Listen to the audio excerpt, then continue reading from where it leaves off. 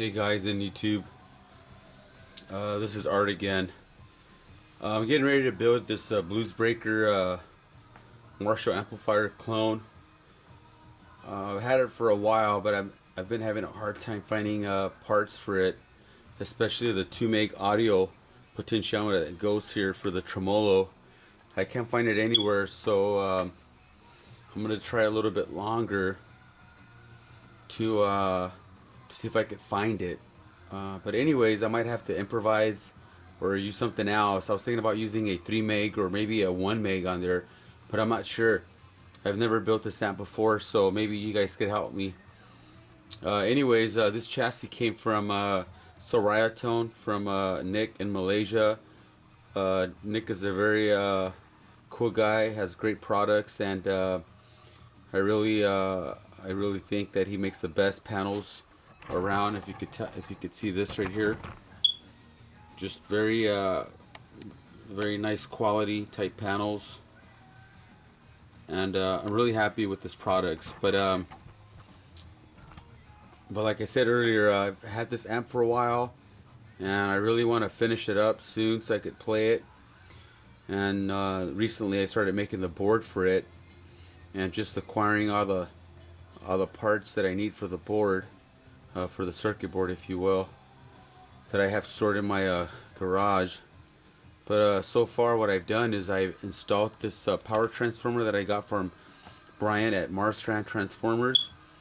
So far I like the way it looks, and I've used his products before, and I really I think that his winding or his specs are error correct, because I still have this 1987 amp that I need to show off on YouTube, that I have a transformer changed from a it's a classic tone to one of the Marshall transformers, and I could actually hear the difference. But I want to show that to you guys and share it so you guys can hear the difference. But anyways, as of right now, I have the Marshall power transformer. It's all wired up, and then I have a Mercury output transformer that's made for this type of amp. A lot of guys are telling me not to use it, but I'm going to give it a shot, and if it sounds too bright, which I think it will, I'll go ahead and get one from Brian, so I'm not worried about that. So far, what I've done, I'm going to remove this camera from the stand, so it's going to be some motion, some movement here. So far what I've done to this amplifier is I've done all the heater wires and connected to the preamp sockets, if you will.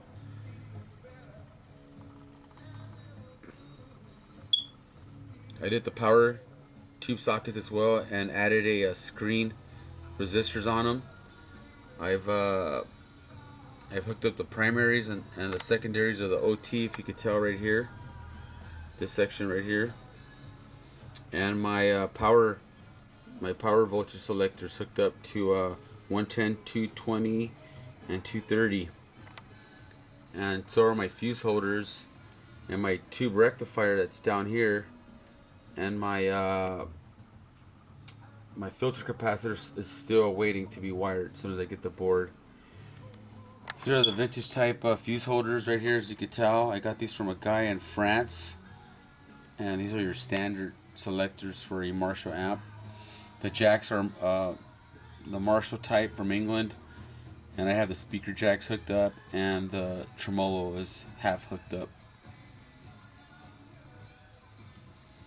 And as far as the parts I've been collecting, here's I just finished making the board yesterday. This is what the board's gonna look like. I'm not done actually with the board. I actually stopped right here because I think the second potentiometer trim pot that goes here is too close to this transistor, so I might move it back this way. They're just pushed in, but they're not pressed. But anyways, here are some of the capacitors that I'm going to use for this build. Here's a Sprague bypass cap that I'm going to use for the cathode. If you could see it, sorry about that, it's having a hard time focusing. But anyways, here's some mini watt 0.022 UF 400 volt mustard capacitors. I got these from a guy in Brazil. And here's a point. Oops, backwards. A .22 UF capacitor, 400 volts, that goes for this to the circuit because of the tremolo option here. So I had a hard time finding this, but I actually found it now. And I know I showed you guys the screen resistors here, but I forgot I had these here, and I should have used these instead because these are more error correct for that time when these were made. But I might still put them on, but I have a whole bunch of these. I just remembered that I had them. I was looking through my stash. As a matter of fact, here's a bag of them. And here's another bag. But anyways, I'm going to use these 10K. I think they're 3-watt resistors. I forget who makes them, but they look pretty old. Kind of like, I'm going for the looks too, as you will. I'm sorry, if you will. And these are the mini watt .1 UF mustard capacitors that I got from a guy in Chile. And I'm gonna use 4, 3 for the couplings and 1 for the potentiometer. And I have these small lead .22 UF 400 volt mustard capacitors for the tremolo circuit, and I had to rearrange this part here and made it shorter to accommodate for these short lead capacitors. But anyways, that's what I'm going to use. I think it's going to look great. And then here's are my bypass capacitors I'm going to use for the mixers and the tone stack. Here's a 250 PF capacitor. I'm not sure if it's I believe it's a silver mic, if you will, but I'm not sure who makes it. And I found them from a guy on eBay, and I don't think I've ever seen these used on there, but I was interested in finding out how these sound. So I might use this. 250 picofarad is the actual correct value for this type of circuit. But if I'm not happy with it, I could always use this right here. This is a 270, I believe it's 3K, 3000 volt ceramic disc capacitor. I'm not sure who makes these, but I have a whole bunch of them, so I could use this too. I also have 220 and 250 from another brand. And here's for my mixer resistors, 470 picofarad ceramic disc type capacitor. When I was searching for these parts in my closet or in the garage, I came across my .68 UF super lead, what I would normally use on a super lead bypass capacitors. And I forgot how many I had, but lo and behold, I found a whole bunch of them that I bought a while back ago, and I was pretty happy that I have this many here. Because actually these are not that type, but these are, and I'm pretty happy that I have these many, because I have a 68 to build, and a 50 watt and a 100 watt. So I have capacitors here, which I'm happy to find. I was debating on using these bullet type diodes, and if you look at them, they actually look like a bullet, and that's why they're called bullet diodes. But I'm not sure if I'm going to use them because they're rated to 1 amp. And no, actually these are, these I might use these. I'm pretty sure I might use these. The ones in question were where are they at? Oh, here they are. These are half an amp, and these are the top hat type diodes. And I'm gonna just pull one out just to show you guys what I'm talking about. See that? I'm afraid to use this one because it's only half amp. The volts are correct, it's 400 volts, but it's half amp, so I'm not sure if I can. If I can use those, because I don't want to mess up the bias and then fry my power tubes that I'm going to put on here. I'm going to use some GEC KT66s. Here's more of the 10K 3-watt resistors. And if you guys are interested, I have some bias capacitors that are Sprague, and they're 10 volt 160 UF, which are the actual value that you would use on this type of circuit, and they're vintage, brand new NOS. Also, I have a whole bunch of other capacitors.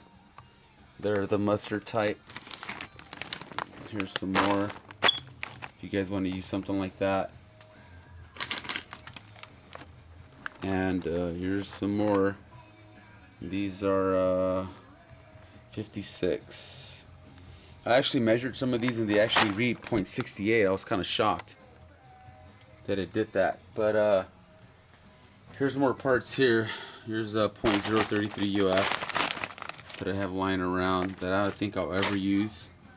I have some dog bone actually they're 47 picofarad dog bone capacitors, some 560 picofarad bypass capacitors. Here's some old school ones too that I obtained a while back ago. Here's some Erie, hard to find. I can't believe I found these. But these are 450 Erie capacitors. So I'm actually pretty stoked that I found that. But anyways, here's a whole bunch of other pile of capacitors and so forth that one day I might be able to use. I'm not sure. I don't know how many amps I'm going to build. But if I'm going to end up using any of these diodes, they're going to be these right here. These top hat diodes. These are rated for this amp. So we'll see. We'll see what happens. Sorry, putting these capacitors back. Anyways, I'm going to set this camera back down.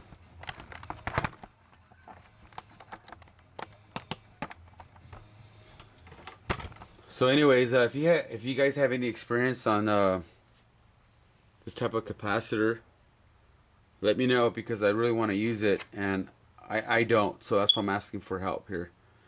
And these two here, I've used 270 and 220 and 250. Actually, I have not used 270, but I've used the others. But we'll see how that sounds. And all I have to do now is to start going forward, excuse me, with this amp is I have to find this potentiometer. And if you guys have any experience using a 1 meg or a 3 meg, please let me know so I could start going forward with this amp. As soon as I get this potentiometer, I'm going to wire all the grounding for these potentiometers and the input jacks for the amp. And I think by next week this amp should be wired and ready to go. A little bit about the power tubes that I'm going to use. I have this used GZ34 rectifier tube, and if this doesn't work, I have like 6 others that are NOS motor GZ34s, so I'm not worried about that. And I have some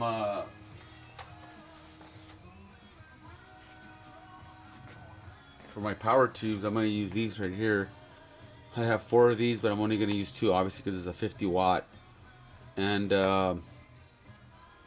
when I get into when I'm done with this amp and I'm biasing the amp, I'm going to make a video on that too. And I'm also going to do a test on these tubes so you guys can see what they read and what they look like. If you guys haven't seen these type of power tubes, Genelex made in England. So other than that, that's what I'm going to use. I have a whole bunch of preamp tubes that I could use. I have a bunch of NOS, and I have some used ones that test real high, test brand new. Just to show you guys a little bit, here's a few of them. For example, this is a, let's see who makes this one. I believe it's a made in England preamp tube, and I have a whole bunch of. This is a Telefunken tube, some black plates, and here's a Bugle Boy. Sorry, I was losing focus here. So I have a whole bunch of them. This is just one little case. I have like 7 or 8 of these cases here with preamp tubes, and I have a whole stash of brand new vintage NOS preamp tubes, including motors and Telefunkens and stuff like that. They're in a box, so I'm not gonna show those right now, but I have those. And anyways, I appreciate your input, and I'm actually asking you guys to walk me through this build. So if you guys recommend what type of capacitors I should use, or where I can find that potentiometer, I really appreciate it. And thanks.